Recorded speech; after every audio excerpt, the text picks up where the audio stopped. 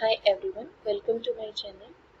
Let's start our discussion on understanding relationship or association between two variables. So when we talk about relationship between two variables, first of all you should have an understanding about what are variables. So I hope you already know variables and how they are measured.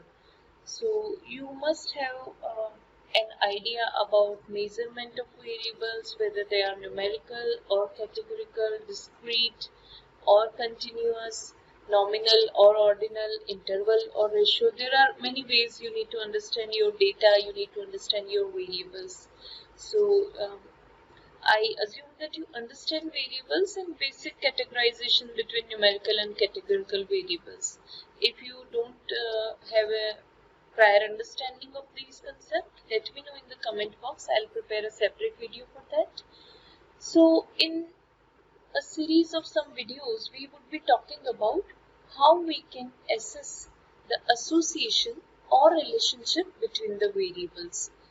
And we are focused here on two variables. So whenever we are just dealing with two variables, we call it bivariate analysis. Bi means for two variables.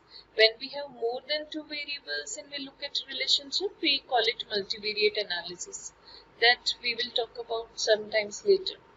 Now in bivariate analysis also, sometimes we use the word relationship, sometimes we use the word association. You might have seen these words are used when two variables are analyzed. So why we use the word relationship and sometimes association, we will talk about these issues as well, and we will talk about different ways to analyze relationship between the variables. You might have seen different words, you might have heard different words: correlation, regression, chi-square test, t-test, ANOVA, coefficient of determination, covariance, many things there, scatter plot, box plot, stacked bar plot, many things. And if you are new to statistics or if you don't have prior background, you might get confused at times when to use which test, when to use which plot. So here in a series of video, we will one by one look at different possibilities and we will discuss how we can assess relationship between two variables. But before we move to selecting the right tools, right visuals or interpreting that, we need to talk about why do we need to analyze the relationship between two variables. These videos I am preparing for those who need statistics for any purpose. Maybe if you are a research scholar and you are watching my videos to understand statistics, maybe you work as data analyst or data scientist or something like that and you want to understand more about statistical concept. If your research work involves statistical analysis, that time you have data in Excel sheet and you analyze it using some software like SPSS, Stata, SAS, or maybe R or eViews or whatever. So that time you have some variables and you need to decide what statistical technique to apply. Selection of a statistical test depend upon your objective and your variables, how you measure them. So if your objective is to find out the impact of one variable on another, so suppose you are doing some study and in which your objective includes these words, you are trying to find out impact or effect of one variable on something else. So these kind of objectives if you have, then you need to find out relationship between the two variables. So let's quickly look at some examples.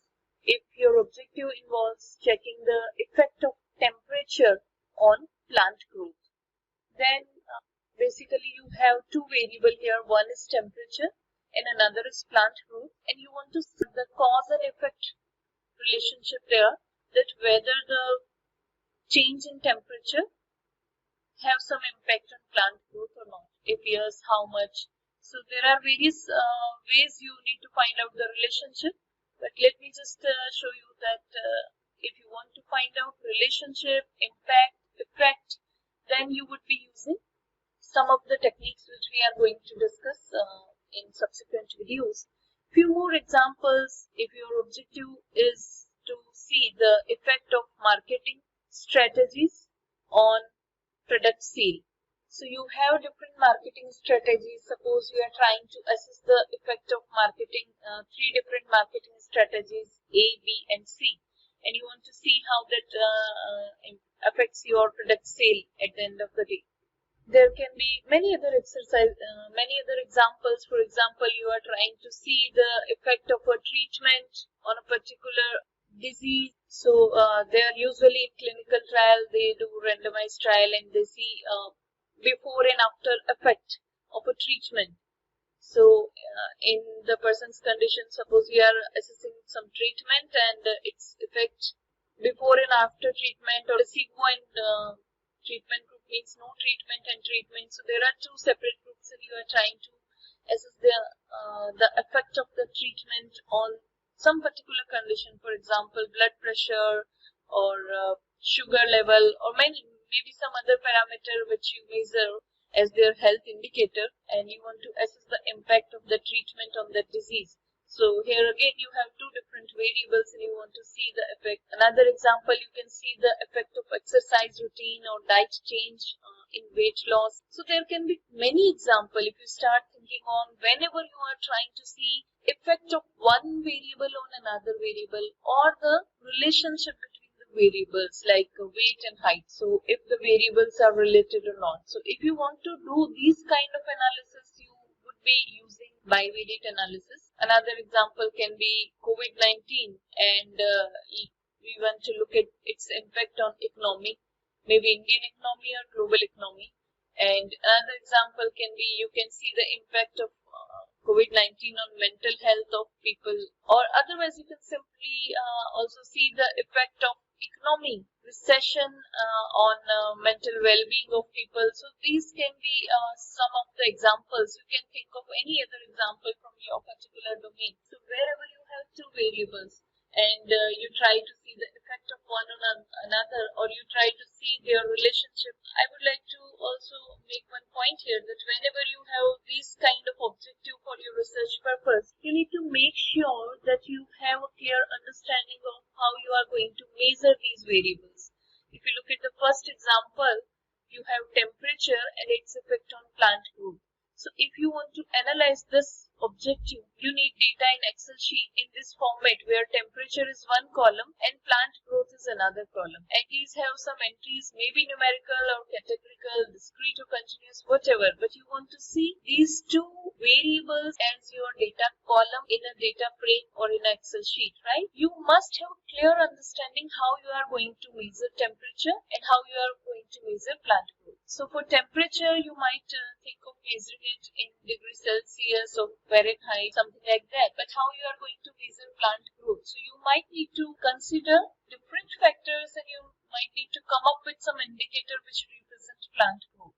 We are not discussing that part here, but we are just showing here that you need to have a clear understanding of your objective. We have written some of the objectives here, and you should have a clear understanding of your variable measurement so that you can choose what statistical technique to apply for that objective. Here also, when we are talking about exercise or diet, you need to see how you are going to measure these things, how you are going to measure weight loss. These examples are usually suitable for research scholar. They write these kind of objectives and they analyze. If you are a machine learning practitioner, you see that you have prediction or classification algorithm. On those algorithms, we have applications of the topic which we are going to discuss. Here we look at a simple example of prediction. Suppose you want to predict house price on the basis of size of the house. If you have done some machine learning course or if you are reading it from some resource, you will see that these are the common examples which are given to the beginners that you want to predict house price. And here, to make it more simple, we are just taking one predictor, size. So if you want to predict house price on the basis of size, you have two variables here. One is size and one is price. And you want to see how you can do prediction. So you are in a way assessing the relationship between the variables, not only type of and nature of relationship, but you are trying to find out a mathematical equation of the relationship between size and price so that you can predict price whenever you have size with you. So you write something like this, alpha plus beta size. So this kind of equation equation. Basically here also you are trying to find out the relationship between two variables, right? And usually in real life prediction or classification cases, we don't have just two variables, we have more than two variables. In the same example, we can see that price of a house can be dependent on many factors. For example, size we have considered, it can be dependent on number of bedrooms, it can be dependent on number of bathrooms and flooring, furnished or not. It can be dependent upon location, proximity to hospital, school and other facilities, and there can be many other factors which affects price of the house. So in those cases also, although you have multiple predictors, it becomes multiple regression here instead of simple regression. In those cases also, you might be already knowing, or if you are new to it, let me just introduce two words here: feature selection and EDA. Feature selection basically comes after EDA. So EDA, exploratory data analysis, whenever you do, you try to understand and explore your data, and you try to see whether you have valid values in all your columns. So data validation. In data cleaning, you do filling up the missing values if you have any in any of the columns, and checking for the outliers, handling those outliers, not removing, but maybe other ways also, and looking at the relationship between the variables, finding out the important features, even seeing if the variables are correlated. So we see in case of multiple regression, there are various issues, and multicollinearity is one of those. So collinearity and multicollinearity, for that you need to see if the pair of the predictors are related to each other. For example, number of bedrooms and number of bathrooms can be related to each other. There might be correlation between those.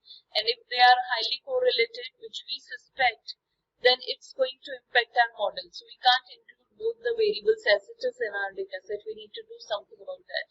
For that, we need to assess the relationship between the pair of variables, number of bedroom and bathroom, maybe size and number of bedroom, and there can be different other pairs which are correlated to each other. And even when we do missing values analysis, then too, we can't simply fill the missing values with a constant or mean imputation. We need to actually see if we have missing value in one column, for example, flooring or number of bathroom. We need to see whether these variables are related with other variables, and if they are related with other variables, how we can use that information about the relationship between those variables to fill up the missing values in a better way. So missing value analysis also requires you to look at the relationship between variables, and in a separate video series where we will be talking about data cleaning or EDA, I'll be discussing it in great detail with some live data set. I'll be showing how it is important there to look at the relationship between the variables. Now, once we understand the importance of looking at the relationship between the variables, we need to see how we can do it. So, you might have heard about these things. Few words we see is correlation, regression. When we talk about correlation, there are various types of correlation, specifically Pearson's, Spearman's, and Kendall's Tau. And there is a difference between correlation and regression. Also, there are related terminologies like covariance, coefficient of determination. What are all these things and how we can use these things? We will talk about those. You might have also heard about chi-square test. Beginners like this test because of its simplicity.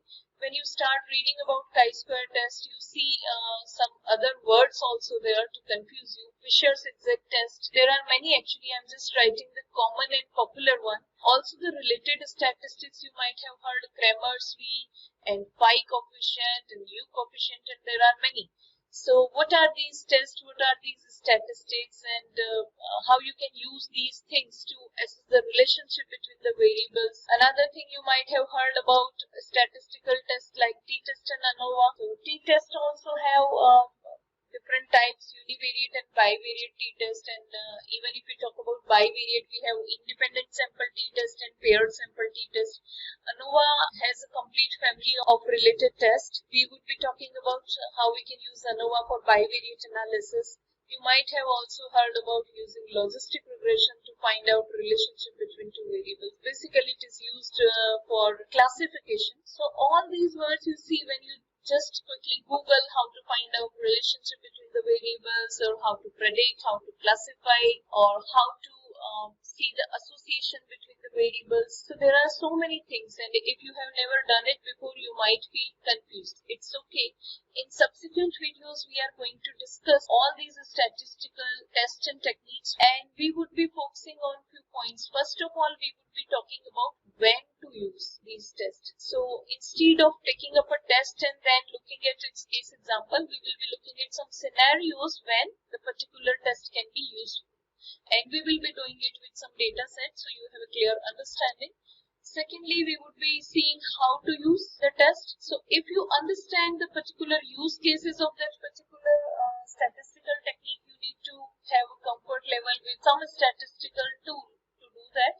We can do it manually too, but that's time consuming.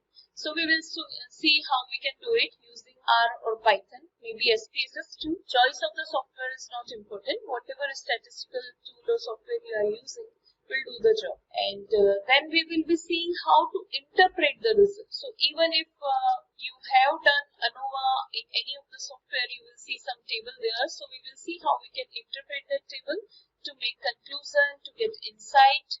So that thing we will see. And last but not the least, I would like to include that for all these tests, we will be talking about some of the limitations also. So whenever we use a particular test, first of all, we check for the assumptions. That is a really important part. Many people miss on checking the assumption of the test, which is not the appropriate way to do the test. So we will be looking at those assumptions and the limitation of the test. And if the test is not suitable, what can we do? So if there are any alternatives to that test, we will be looking at all those aspects in our upcoming videos. Hope it is going to help you. In case you want to reach out to me, in case you have some queries which you want to ask regarding this topic or any other topic, these are my profiles and you can just read my previous answers there, or you can just raise your queries on these QA forums, which are really useful for the learners. If you want me to talk on a particular topic from any of these areas, you can write that in comment box. I'll see when I can do that. Thank you for watching.